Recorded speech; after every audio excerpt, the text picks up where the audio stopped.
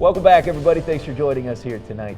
And now that Governor Bullock has become a candidate in the U.S. Senate race here in Montana, voters here can expect to see outside organizations spending boatloads of money on the contest. But how much and in what form? MTN News posed those questions and others to a pair of veteran political and public relation professionals in Montana. Tim Warner of Bozeman has worked for Democratic candidates and progressive clients. He says outside spending on the race between Bullock and Republican Senator Steve Daines could reach $60 million. That's twice what was spent in 2018 on the contest between Democratic Senator Jon Tester and Republican challenger Matt Rosendale.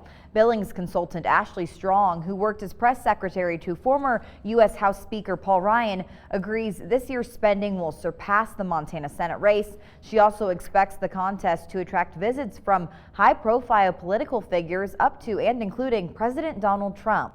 Strong also said that outside groups will find plenty of ways to spend the money. Warner also said voters can expect plenty of negative advertising, but there are ways to counteract the coming tidal wave of campaign spending. Voters can expect to be getting text messages, polling from outside groups, asking where they stand on issues from numbers that they may not recognize. That's already starting. I've received those, and perhaps you have as well. But primarily on the airwaves, so radio and on television is where they will see the most impact of that money coming in. My advice to Montana voters would be get to know your candidates. In Montana, we get to know our Senate candidates and our House candidates and everybody who runs for governor. Take the time, go to events and get to know them personally and make your decision based on that, because that's going to be a much better way for you to evaluate who you should vote for.